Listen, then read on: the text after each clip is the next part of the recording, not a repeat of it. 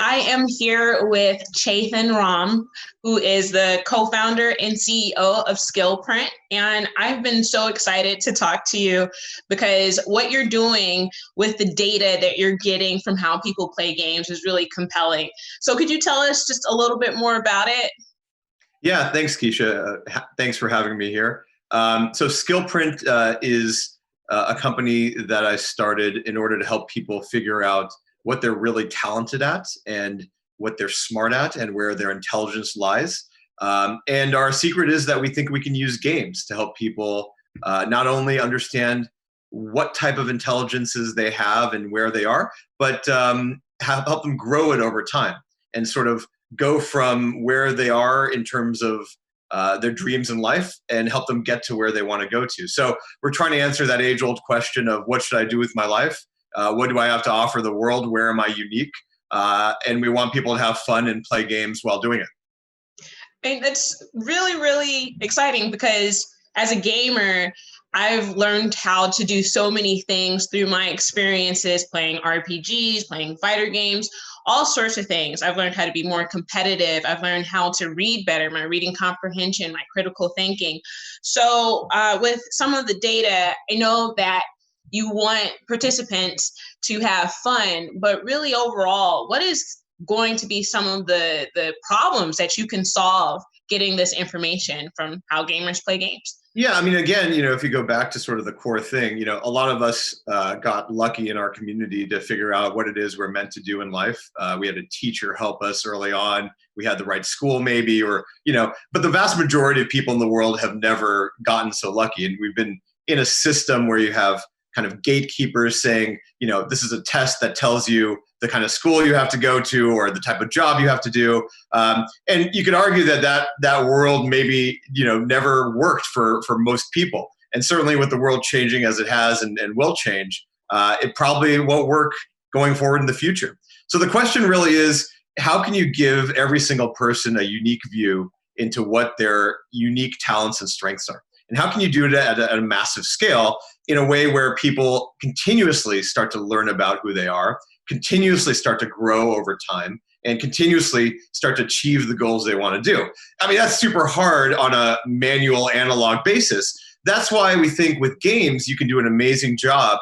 Games fundamentally are a series of interesting choices. And if you start to look at those choices, you start to model the game mechanics and what it's making people do and the types of choices it's making people do. You start to compare people against each other. You can draw an enormous amount of information out that starts to answer that question of, what are my core skills? What are my core personality traits? My aptitude. And then what areas do I have natural strengths in that I can grow over time? So that, I think, is sort of the fundamental core thing. Give people a real view of who they are and where they can go to.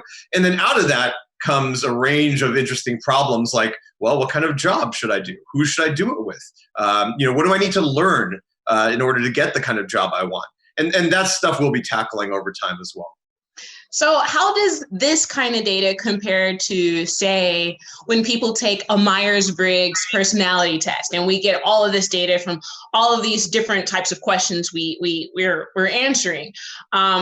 Does what you do with Skillprint, does it eliminate some of the bias or some of the preconceived notions when we're trying to get certain personality traits out of how we answer the question? Like, could you tell me, basically how you compare the data that you get from examining how people play games as opposed to what we've been using the last several decades? Exactly. The core of it is, when you play, you sort of just act like yourself. And you don't really think about why you're doing what you're doing. You're just acting. And, if you see someone on a basketball court or playing a board game and, you just see people as they truly are when they play. And so that's the core of sort of the theory of what we're doing. We have a relationship with UC Davis, the Personality, Self, and Emotion Lab, some of the best personality researchers in the world. They will tell you that stuff like the Myers-Briggs is super flawed. The reason it's flawed is because it is a question and answer. They ask the same question over and over again, 100 times from Sunday. And they ask things like, well, if you were in a party, in a crowded room, do you want to be the center of attention? And then you're kind of trapped in kind of thinking, well, I have a ideal version of who I am, my best self. And I think, I would be really the center of attention. but maybe I wouldn't be because, I don't want to be that person. And you kind of trap yourself in this kind of pretzel-like logic where you don't really know how you'd act because it's all theoretical. So our answer to that is games are not theoretical. Games just have actions. And when you see someone act, you have a much better sense of who they truly are. And that's true on both kind of the neuroscience side about like your cognitive skills, your memory, your attention, your focus. It's also true on personality, where if we had you play a fun story where you were in a party and you're asked to react to different things that happen to a party, we'd get a lot better sense of what you do because you're just reacting to different choices. All right. I mean, it's really compelling because you can get so granular with the kind of data that you're getting, but with everybody sort of being a little bit more cautious about how their personal data is used, how do you sort of ensure that this data isn't going to be, sort of used against someone and we're not going to be living in a Westworld dystopian type of future where, we're basically controlled because we've given away all of our information?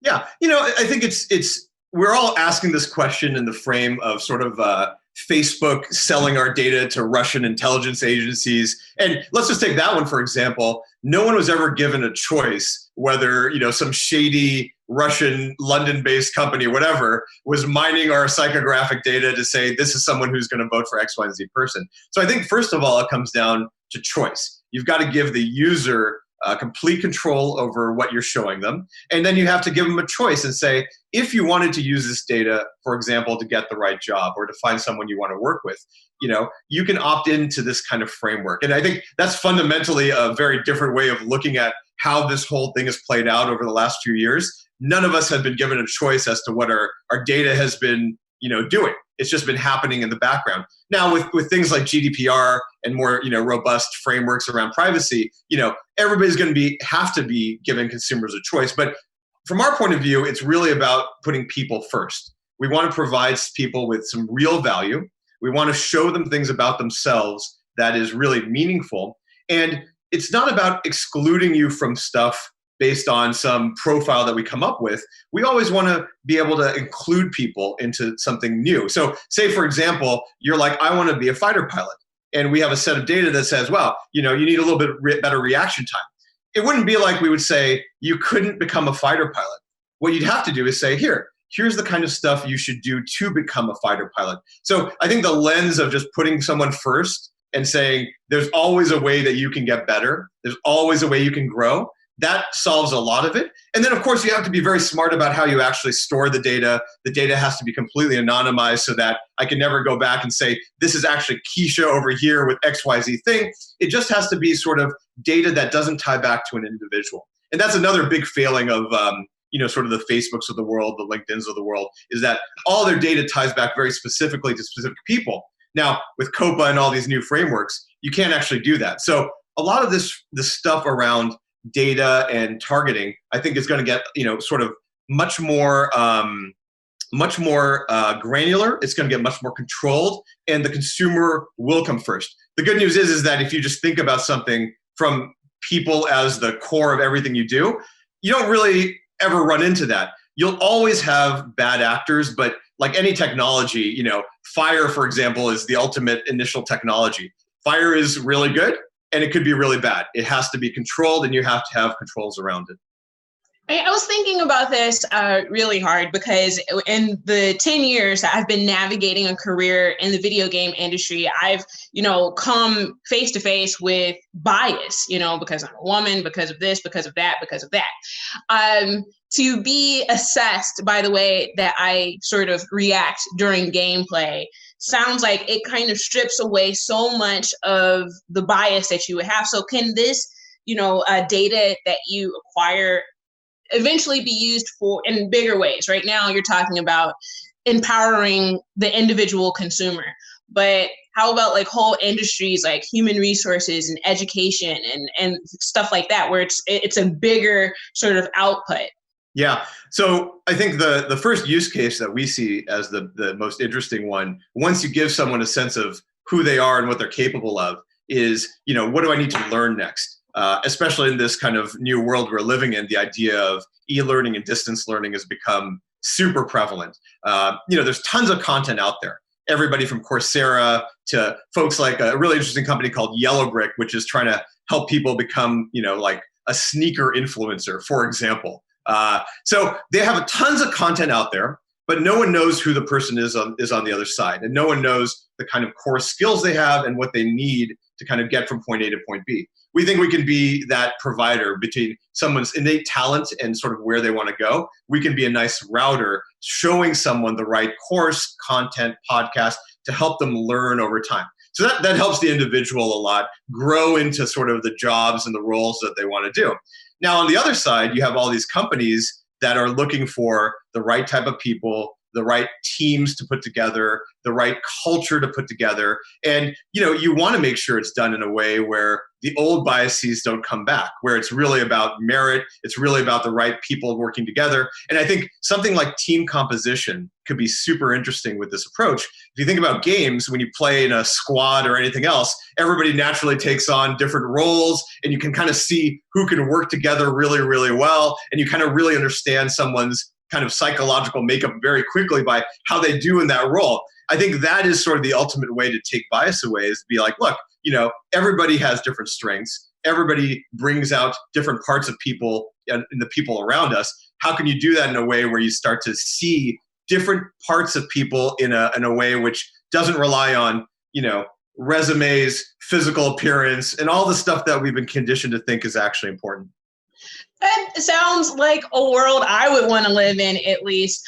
One of the things that you mentioned earlier was this idea of learning what you could become better at. And I have applied to so many jobs and been rejected in my life. And one of the questions I've always wanted to know is like, why? Why did I get rejected? I thought I knew, I thought I was good, I thought I had enough experience, but typically I don't get that information back. Like, oh, well, we're looking for someone that's better in this area. It's just like, oh, thanks for applying, but we went in a different direction. So, with the data that you're talking about acquiring with your technology, with things like that then be eliminated, and people can have better conversations that are more fulfilling, that will sort of expedite where they want to go. Yeah. I mean, I think if you step back, we've all been trained to think that there's something called IQ. Let's just take that, for example, right? There's a score, it's called IQ. If you look at the research, what IQ actually predicts is a score called IQ. So there's actually no real thing like IQ. The people who created it just want you to think it's actually real. In reality, everybody is smart in multiple ways. And so I think you got to start thinking about people as multidimensional, lots of different talents, and lots of different ways that people can be smart. That's, again, why we think games are sort of the ultimate way to surface this information, because it allows you to start to see someone's creativity, their analytical skills, their spatial skills. There's so many things that you involve yourself in when you play a game. The idea of multiple intelligences or being smart in many ways is natural to everybody who plays a game, because you're using all of these things all at once. So if you can just start to show people a little bit of what you're using when you play games, I think not only does it do a great thing for sort of these conversations you're talking about, like, why didn't I get that job? It also does an amazing thing in terms of how people actually view games themselves, which I think is another area which I think all of us in the games industry would love to address on like a really macro scale, because we all work hard on games. We all work hard playing games. It would be great to kind of reframe what games are. Chethan, is there any unexpected information that you found, getting this data from people as you acquire this data from how they play games? Is there anything that's like, oh, I wasn't anticipating that would be information you'd be able to get? No, I think so. I'm not sure if it's unexpected or people would just say that makes a ton of sense. Well, first of all, what we found in our initial test is that people love to play games and they love to see something about themselves that ties to the real world, even if it's silly, even if it's something that says you're risk-taking like a race car driver. People love to see insights like that give them a sense that they're unique and special. And I think in these unique times, even more so.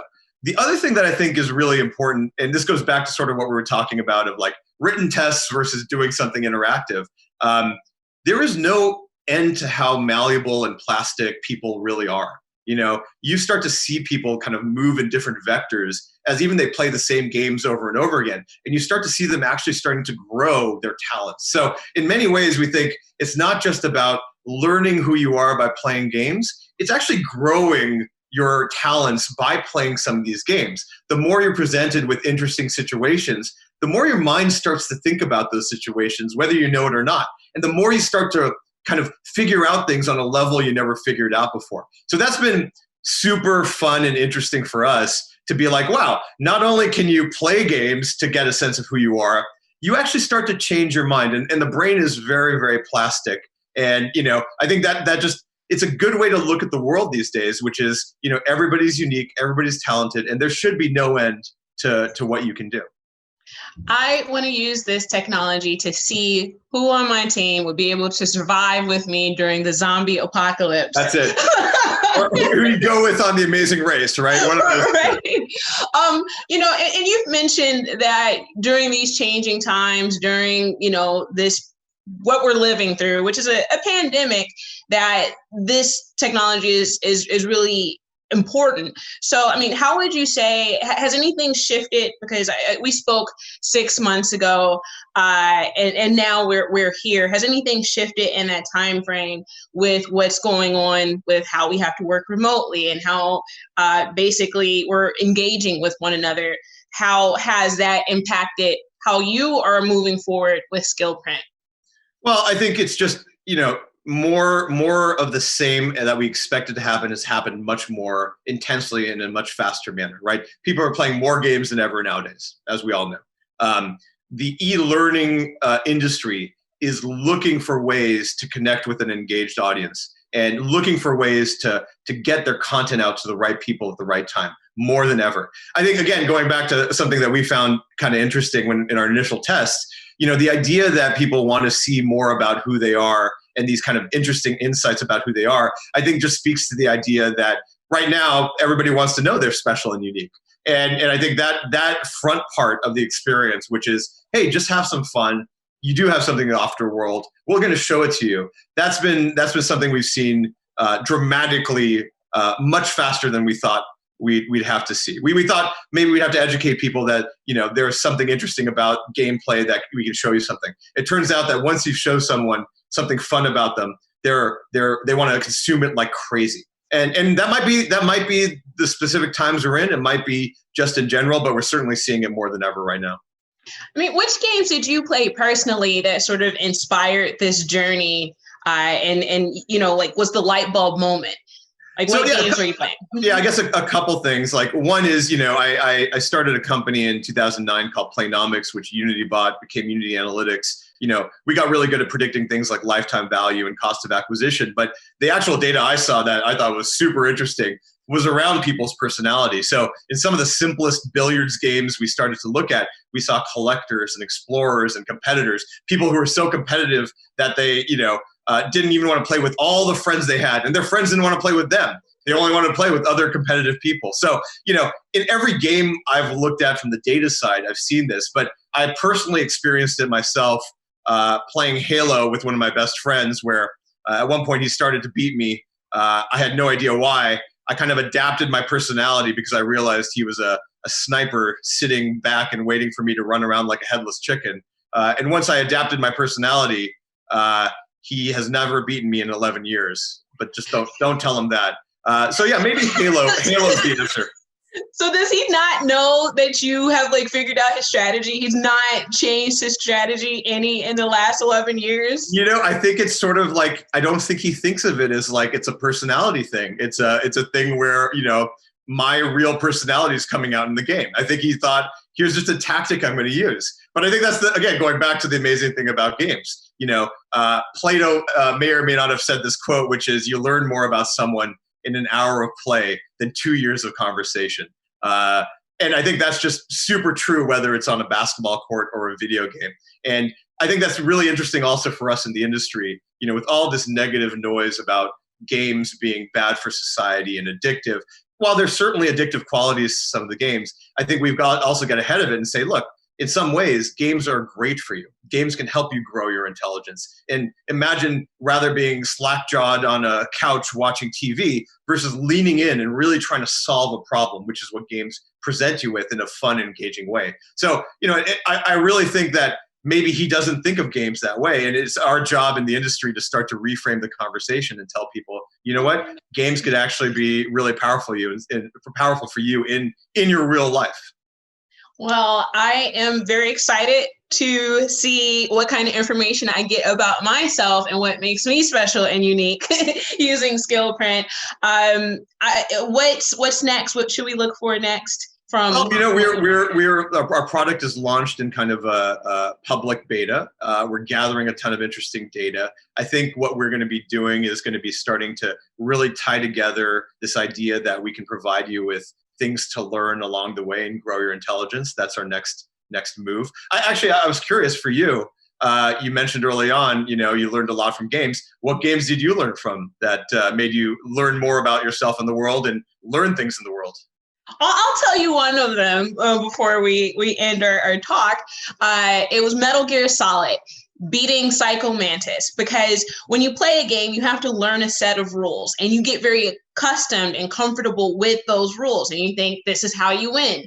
But during Metal Gear, you play Psycho Mantis and the developer of the game, Hideo Kojima, completely changed the rules. He's like, I'm gonna just arbitrarily make it the second person controller. And we've all the gamers under, hardcore or long-term gamers have heard this story, right? Or experienced this. And when that happened, it made me realize that, you have so much more power than you think that you do. And the critical thinking and the problem solving that comes from just, having to pivot and having to transition to a different way of thinking to go to the next level. It kind of changed my life. I was just like, oh, wow, you could just change the rules because someone made them up. Someone else made them up, and they can change them. And you can change your own rules. You can change how you play. You can change how you think.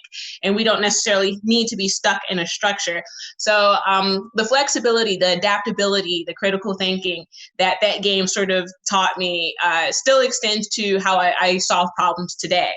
So my favorite games now are immersive sims, things like Dishonored and Deus Ex, those sorts of games that give you a multitude of ways to solve problems.